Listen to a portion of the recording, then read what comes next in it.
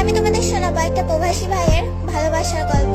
আসসালামু আলাইকুম আপু। তখন আমি ক্লাস 10-এ পড়ি। একটা বিয়েতে গিয়ে তার সাথে দেখা হলো। ওর নাম ছিল ইশরাত জাহান তামান্না। ও তখন ক্লাস 9-এ পড়ে। আমি এমন একটা ছেলে ছিলাম যে কোনোদিনই কোনো মেয়ের সাথে কথা বলা তো দূরে থাক, চোখ তুলে তাকাইতে পারতাম না। আমার নাম সাফায়েত। বিয়ে বাড়িতে 3 দিন ছিলাম, তার মধ্যে তাকে পটিয়ে নিলাম। ও সম্পর্কে আমার আত্মীয় লাগতো। ও আমাকে আগে থেকেই চিনতো, কিন্তু আমি ওকে চিনতাম না। যাই হোক, তারপর মোবাইল নাম্বারটা নিলাম ওর আম্মুর কাছ থেকে একটা কারণ বলে। তারপর বিয়ে বাড়ি থেকে চলে আসলাম বাড়িতে। শুরু হলো আমাদের কথা বলা। ওর নিজের মোবাইল ছিল না, ওর আম্মুর মোবাইল দিয়ে কথা বলতো। তারপরও লুকিয়ে লুকিয়ে আমার সাথে কথা বলতো।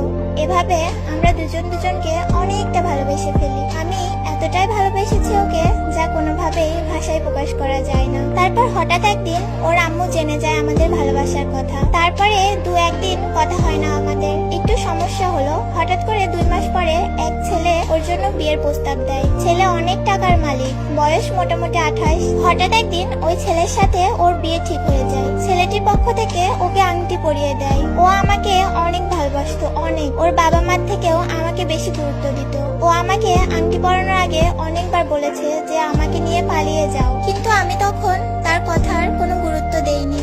অতটা সাহস ছিল না বটে। কিছুদিন পর এলো আরেক খবর, ওই ছেলেটা থাকতো বিদেশ। তাই ওই ছেলে বলল মেয়ে যাতে তার সাথে কথা বলে সবসময়। ও আমাকে কল দিয়ে সবকিছু খুলে বলল। তারপর আর কি করার, কথা তো বলতেই হবে। আর আমিও এটা শুনে কষ্টে শেষ। যাক, সবকিছু মেনে নিলাম। ছেলে আসবে শুনলাম 6 মাস পর, তারপরে বিয়ে। এসবের পর থেকে তার সাথে আমার আরো বেশি কথা হতে লাগলো। দিনরাত 24 ঘন্টার মধ্যে 10 ঘন্টায় ওর সাথে আমার কথা হতো। তখন ওর আম্মু মনে করতো যে ছেলের সাথে বিয়ে ঠিক হয়েছে সে ছেলের সাথেই কথা বলে। ওই সুযোগে আমার সাথে কথা বলতো দিনরাত। ছেলেটাকে 2-3 মিনিট সময় দিত সারাদিনে। এভাবেই কেটে যায় 4 মাস। তখন তো তার প্রতি আমার আকাশ সমান ভালোবাসা। তাকে ছাড়া তো তখন কোনো কিছু চিন্তা করতে পারতাম না। একটি মুহূর্ত তার সাথে কথা বললাম বলে থাকতে পারতাম না। তারপর হঠাৎ একদিন ওই ছেলেটা তার ইমো আইডি হ্যাক করে। তারপর দেখে নেয় সব আমাদের কাহিনী। ওই ছেলেটা ওর জন্য পাগল ছিল, কারণ ও দেখতে অনেকটা সুন্দর ছিল, যা বলে বোঝানো সম্ভব না। ওই ছেলে তো তখন তাকে ব্ল্যাকমেল করা শুরু করে দিল।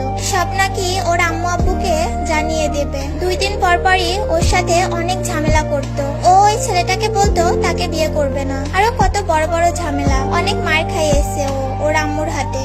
একটা কথা তো বলতেই ভুলে গেছি, ওর আব্বু ওই ছেলে একই দেশেই থাকতো। ওর আব্বু ওই ছেলেটাকে পছন্দ করেছে ওর জন্য। একদিন তো ও আমার সাথে রাগ করে অনেকগুলো ঘুমের ওষুধ খেয়ে নিল। আমি কেন পালিয়ে নিয়ে যাইনি ওকে ওর বিয়ে ঠিক হওয়ার সময়। ওষুধ খেয়ে তো 2 দিন একটানা ঘুম। ওর আম্মু ভাবছে ও মারাই গেছে। ওই ছেলেটি বাড়িতে আসার যখন আর 2 মাস বাকি আছে, তখন তো আমি তাকে বিয়ে করার জন্য পাগল হয়ে উঠি। তখন তাকে বিয়ে করার জন্য রাজি করাতে করাতে 1 মাস চলে যায়। তখন ওর সাথে প্রতিদিন ঝগড়া হতো। ও আস্তে আস্তে আমাকে ভুলে যাচ্ছিল। ওই ছেলের সাথে কথা বলতে শুরু করে। ওকে ওর ভালো লেগে যায়। তারপর হঠাৎ করে আমার বিদেশ যাওয়ার ডেট হয়ে যায়। ওই ছেলে আসতে বাকি আর 15 দিন। আমি আমার বিমানের টিকিট আনার জন্য ঢাকা গিয়েছিলাম ওই দিন। ওকে একটু পরীক্ষা করে দেখলাম।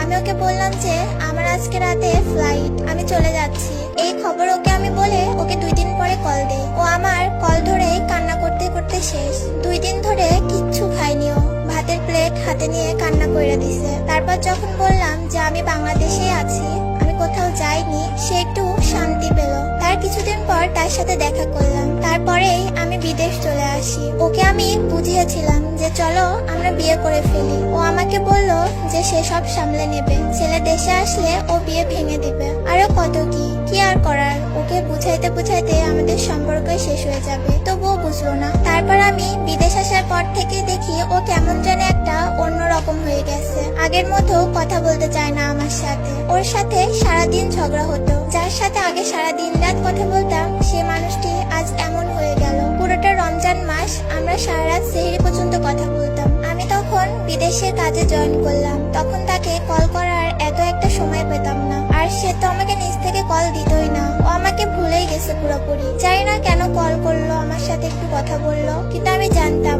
ও আমাকে অনেকটাই ভালোবাসতো, অনেকটা। তারপর ওই ছেলেটার আসার বাকি মাত্র আর 7 দিন। ছেলে এসে গেল দেশে। হঠাৎ করেই ও আমাকে সবকিছু থেকে ব্লক করে দিল। কিছুদিন পরই ওই ছেলের সাথে ওর বিয়ে কনফার্ম হয়ে যায়। ও তো আমার আত্মীয়, তাই আব্বু আম্মুকেও দাওয়াত দিয়েছিল ওর বিয়েতে। আসলে অনেকভাবে চেষ্টা করে দেখলাম, ও আমার হইলই না। ওর লোভী মা টাকার কাছে ওকে বিয়ে দিয়ে দিয়েছে। ও আমাকে তার বিয়ের একদিন আগে কল দিয়েছিল, অনেক কান্না করছিল কলে। ইচ্ছে করছিল নিজের জীবনটা শেষ করে দিই, কিন্তু পরিবারের দিকে তাকিয়ে নিজেকে আর বিসর্জন দিতে পারলাম না।